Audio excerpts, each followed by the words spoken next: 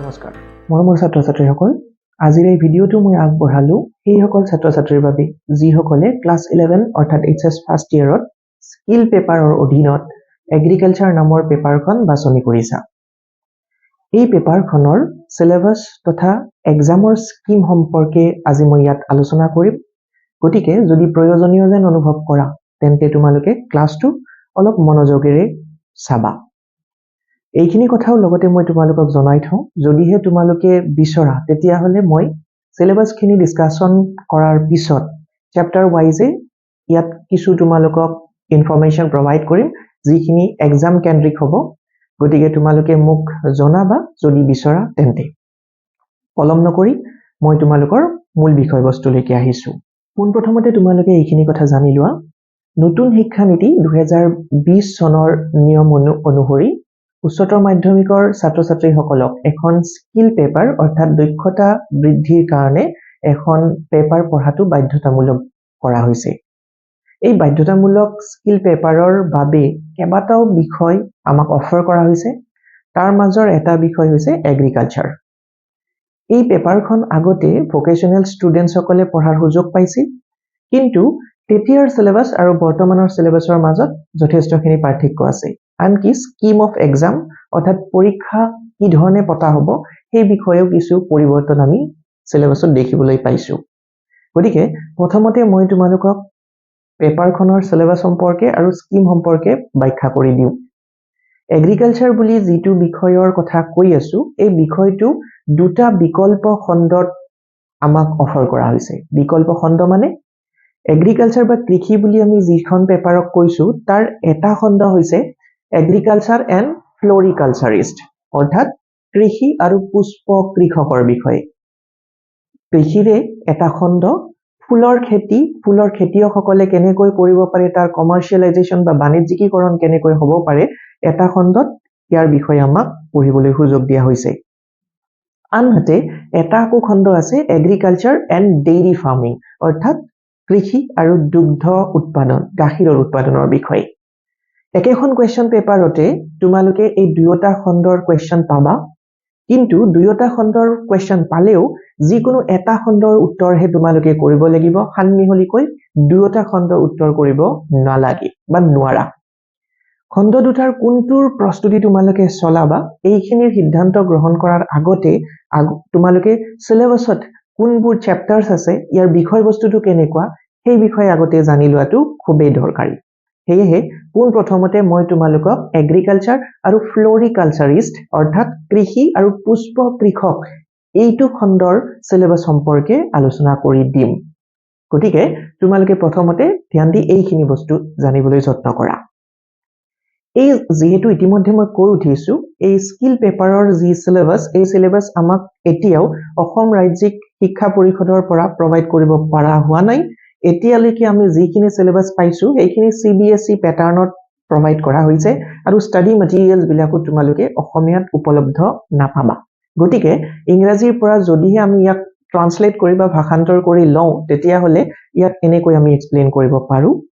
যিটো কৃষি আৰু পুষ্প কৃষক বুলি খণ্ড আছে এই খণ্ডটোকো আকৌ আমি চাৰিটা টুকুৰাত বিভক্ত হৈ থকা দেখা পাইছো চাৰিটা টুকুৰাত কেনেকৈ প্ৰথম এটা পাৰ্ট এ বুলি যিটো খণ্ড আছে এই খণ্ডত এমপ্লয়েবিলিটি স্কিল অৰ্থাৎ দক্ষতা বৃদ্ধিৰ বাবে এটা খণ্ড ৰখা হৈছে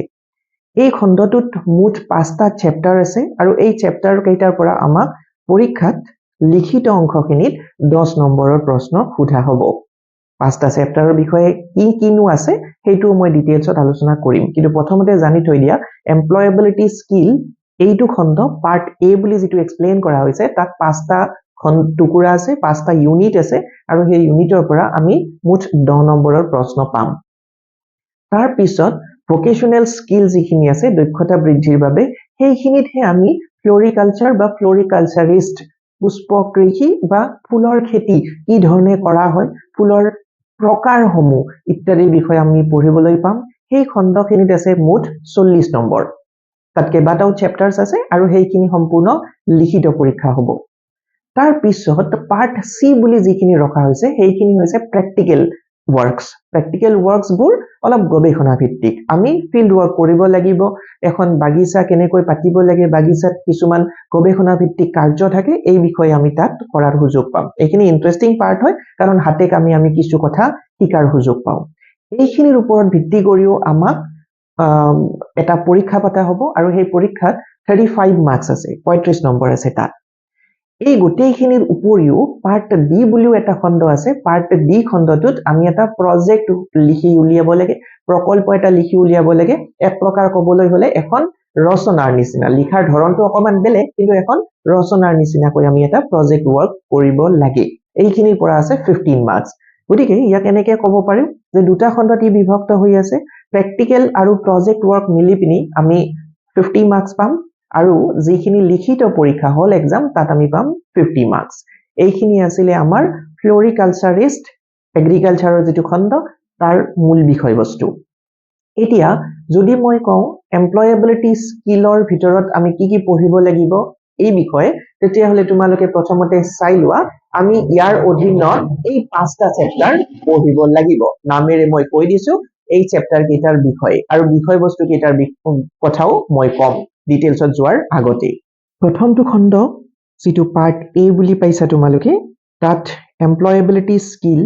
অসমীয়াত ইয়াক কোৱা হ'ব কৰ্ম উপযোগী দক্ষতা যিখিনিৰ জৰিয়তে আমি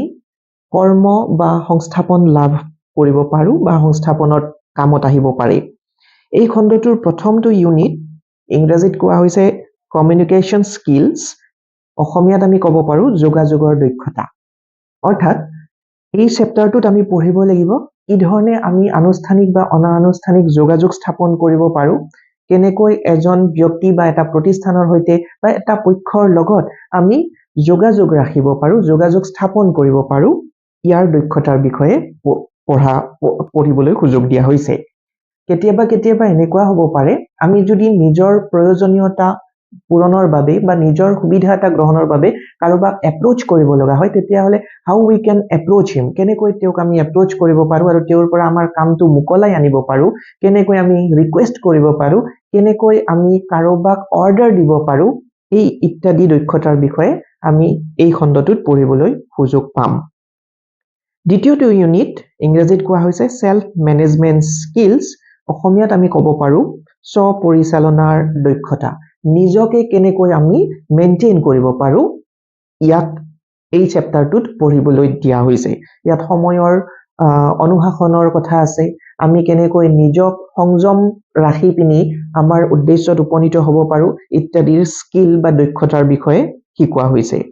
ইউনিট নম্বৰ 3 আমাক দিয়া হৈছে information and communication technology skill তথ্য আৰু প্ৰযুক্তি কি ধৰণে ব্যৱহাৰ কৰিব পাৰি তাৰ ওপৰত যেনেকৈ এটা সৰু উদাহৰণ দিছো বৰ্তমানৰ সময়ত আমি আৰ্টিফিশিয়াল ইন্টেলিজেন্স AI বুলি যে কৈ আছো চ্যাট জিপিটি হৈ গল জেমিনাই হৈ গল এনে ধৰণৰ আমি আৰ্টিফিশিয়াল ইন্টেলিজেন্স বোৰক প্ৰযুক্তিবিদ্যাৰ এটা অংশ হিচাপে বিবেচনা কৰো আৰু তাক কি ধৰণে আমি আমাৰ কৰ্ম উপযোগী কৰি তুলিব পাৰো নিজৰ উপযোগিতাৰ বাবে ব্যৱহাৰ কৰিব পাৰো ইত্যাদি বিষয়েও আমাক পঢ়িবলৈ সুযোগ দিয়া হৈছে ইউনিট নম্বৰ 4ত আছে এন্টাৰপ্ৰেনিউৰিয়েল স্কিল অসমীয়াত কোৱা হ'ব উদ্যমিতাৰ বিকাশ কেনেকৈ আমি এজন উদ্যোগী বা আমাৰ এটা নিজৰ উদ্যোগ স্থাপন কৰিব পাৰো উদ্যোগী হ'ব পাৰো আমি কিবোৰ গুণ আমাৰ থকাৰ দৰকাৰ নতুনকৈ বা নিজৰ ফালৰ পৰা এটা ব্যৱসায় সংস্থাপন স্থাপন কৰিবলৈ এই বিষয়ে ইয়াত পঢ়িবলৈ দিয়া হৈছে পঞ্চমটো গ্ৰীন স্কিল বুলি কোৱা হৈছে গ্ৰীন স্কিলক আমি যদি অসমীয়াত ভাষান্তৰ কৰো তেতিয়া হলে সেউজ দক্ষতা কিন্তু প্ৰকৃততে ইয়াৰ অৰ্থটোত ৰখা হৈছে পৰিৱেশ অনুকূল দক্ষতা বৰ্তমানৰ অৰ্থব্যৱস্থাত বা বৰ্তমানৰ পৰিৱেশৰ লগত খাপ খুৱাই আমি কোনবোৰ দক্ষতা গ্ৰহণ কৰিব লাগে বা কোনবোৰ দক্ষতা আমাৰ থকা দৰকাৰ এই বিষয়ে এই পঞ্চমটো চেপ্টাৰত আমাক শিকিবলৈ দিয়া হৈছে ইন্টাৰেষ্টিং পাৰ্ট হয় পঢ়িবলৈ ধৰিলে তোমালোকে গম পাবা যে প্ৰকৃততে ই জটিল নহয় পঢ়িবলৈ বৰ ইন্টাৰেষ্টিং তাৰ পিছত ভোকেশনাল স্কিলছ অৰ্থাৎ বৃত্তিমূলক দক্ষতাৰ যেটো খণ্ড আছে এই খণ্ডখিনিতে আমি প্ৰকৃততে পুষ্প কৃষক বা পুষ্প কৃষিৰ বিষয়ে পঢ়াৰ সুযোগ পাম এই খণ্ডটোত ইয়াত প্ৰথমটো ইউনিটত আছে ইন্ট্ৰোডাকচন টু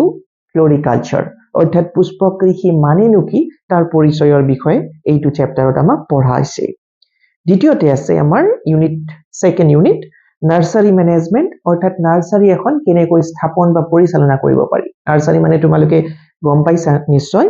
যিটো বাণিজ্যিক ভিত্তিক আমি বাগিচা কৰা দেখা পাওঁ এনেকুৱা প্ৰতিষ্ঠানবিলাকক কোৱা হৈছে তাৰ পিছত হৈছে টুলছ এণ্ড ইকুইপমেন্টছ অৰ্থাৎ এই পুষ্প কৃষি বা কৃষি কাৰ্যত কোনবোৰ আহিলা যন্ত্ৰ ব্যৱহাৰ কৰা হয় এইবোৰৰ বিষয়েও আমাক কিছু জ্ঞান দিয়া হৈছে তৃতীয়টো চেপ্টাৰত তাৰ পিছত চতুৰ্থটো চেপ্টাৰ আছে আমাৰ field preparation and cultural operation অৰ্থাৎ আমি কৃষিৰ বাবে পথাৰ এখন কেনেকৈ প্ৰস্তুত কৰিব পাৰো আৰু কৃষিৰ কি ধৰণে পৰিচালনা কৰিব পাৰো এই বিষয়ে ইয়াত পঢ়িবলৈ সুযোগ দিয়া হৈছে তাৰ পিছত নেক্সট চেপ্টাৰটোত আছে নিউট্ৰিচন এণ্ড ইৰিগেশ্যন অৰ্থাৎ অসমীয়াত ক'লে পুষ্টি আৰু জলসিঞ্চন পুষ্টিৰ বিষয়টো আহি পৰিল যদিহে আমি কৃষি কাৰ্যত পুষ্টিৰ কথা কওঁ তেতিয়াহ'লে তাত কি ধৰণৰ সাৰ প্ৰয়োগ কৰিব লাগে কোন প্ৰজাতিৰ ফুল বা কোন প্ৰজাতিৰ শস্যৰ বাবে কি প্ৰজাতিৰ আৰু কিমান পৰিমাণৰ সাৰ কেতিয়া ব্যৱহাৰ কৰিব লাগে ইত্যাদিৰ বিষয়ে আমি এই চেপ্টাৰটোত পঢ়াৰ সুযোগ পাম আৰু লগতে পৰ্যাপ্ত পৰিমাণৰ পানী কেনেকৈ আৰু কেতিয়া যোগান ধৰিব লাগে এই বিষয়ে আমি ইয়াত শিকাৰ সুযোগ পাম অন্তিমটো চেপ্টাৰত আমাক শিকোৱা হৈছে insect diseases and weed management অৰ্থাৎ কীট পতংগ ৰোগ আৰু অপতৃণ কেনেকৈ নিয়ন্ত্ৰণ কৰিব পাৰি আমি জানো যে শস্য যেতিয়া খেতি পথাৰত থাকে তেতিয়া বিভিন্ন ধৰণৰ কীট পতংগৰ তাত আবিৰ্ভাৱ হ'ব পাৰে দেখা পোৱা যাব পাৰে আৰু লগতে আমি কিছুমান ৰোগেও আক্ৰান্ত কৰা দেখা পাওঁ শস্যবোৰক তাৰ উপৰিও কেতিয়াবা দেখিবলৈ পোৱা যায় বাগিচাখনৰ মাজতে বা খেতি পথাৰতে কিছুমান অনিচ্ছা সত্ত্বেও এনেকুৱা গছ বা ট্ৰিন গজি উঠে যিবোৰে খেতি পথাৰখনত থকা যিখিনি ফাৰ্টিল বা উৰ্বৰা গুণ আছে সেইখিনি এবজৰ্ভ কৰি লয় আৰু যি শস্যৰ আমি খেতি কৰিছো তাক দুৰ্বল কৰি পেলায় গতিকে এনেকুৱা অপতৃণ বিলাকক আমি কেনেকৈ নিয়ন্ত্ৰণ কৰিব পাৰো বা নাশ কৰিব পাৰো এই বিষয়ে আমাক অন্তিমটো চেপ্টাৰত পঢ়োৱা হৈছে গতিকে যি 50 নম্বৰৰ আমি লিখিত পৰীক্ষাত দিব লাগিব এই লিখিত পৰীক্ষাখিনিৰ বাবে এইখিনি আমি অধ্যয়ন কৰিব লাগিব লগতে এটা কথা কৈ থওঁ তোমালোকক এই বিষয়টো বা এই পেপাৰখন পৰীক্ষা কেন্দ্ৰিক তোমালোকে কৰি নলবা এইখনৰ পৰা কিছু তথ্য তোমালোকে শিকিম বুলি গ্ৰহণ কৰা তেতিয়া ইয়াত খুব ইন্টাৰেষ্ট পাবা তেতিয়াহে ই তোমালোকক মনোৰঞ্জন দিব পাৰিব কাৰণ নিজেই ভাবি চোৱা যদি তুমি এখন বাগিচা পাতিছা ফুলৰ তুমি নিজেই কিছু প্ৰজাতি সংৰক্ষণ কৰিব পাৰিছা তেতিয়াহ'লে নিশ্চিত যে ই তোমাক মনোৰঞ্জন দিব ই এটা দক্ষতাৰ লগতে তোমাৰ অন্য কোনো কামত মনোযোগিতা সৃষ্টিৰ বাবেও অৰিহণা যোগাব গতিকে এই পেপাৰখনক কেৱল পৰীক্ষাৰ বাবে পঢ়িম তেনেকৈ নাভাবি কিছু নতুন কথা শিকিবলৈ পাম অন্য বিষয়বিলাকতকৈ ই অলপমান পৃথক সুকীয়া হ'ব সেই বুলি তাক তোমালোকে গ্ৰহণ কৰা এইখিনি যদি ক্লাছ 11ত আমি পঢ়াৰ সুযোগ পাওঁ তেন্তে নিশ্চিত যে ক্লাছ 12ত ইয়াতকৈ আৰু অধিক তথ্য আমি জানিব পাৰিম শিকিব পাৰিম এইখিনিয়ে তোমালোকৰ মূল বিষয়বস্তু এই খণ্ডটোৰ অহাটো ক্লাছত মই তোমালোকক দ্বিতীয় পাৰ্টটোৰ বিষয়ে অৰ্থাৎ ডেইৰী ফাৰ্মিং দুগ্ধ উৎপাদনৰ বিষয়েও তথ্যখিনি যোগান ধৰিম তাৰ পিছত তোমালোকে সিদ্ধান্ত ল'বা এই খণ্ডটো অৰ্থাৎ পুষ্প কৃষিৰ বিষয়ে তোমালোকে পঢ়িবা নে দুগ্ধ উৎপাদন অৰ্থাৎ গাখীৰ উৎপাদনৰ বিষয়ে পঢ়িবা সেই সিদ্ধান্তটো গ্ৰহণ কৰিবা আৰু তোমালোকে সেইখিনি কথাও মোক জনাবা যদিহে চেপ্টাৰবোৰৰ তোমালোকে বিশ্লেষণ মোৰ পৰা বিচৰা তেতিয়াহ'লে মোক জনাবা তেতিয়া মই অন্য উপায় নহলেও এনেকৈ ভিডিঅ' এটা বনাই তোমালোকক যোগান ধৰাৰ ব্যৱস্থা কৰিম যদিহে উপযোগী যেন লাগে তেতিয়াহ'লে এই ভিডিঅ'টো তোমালোকৰ ফ্ৰেণ্ডৰ লগত শ্বেয়াৰ কৰিব পাৰা আৰু চেনেলটো সাবস্ক্ৰাইব কৰি থলে আগলৈ নতুন ভিডিঅ' দিলে তাকো তোমালোকে পাই থাকিবা ধন্যবাদ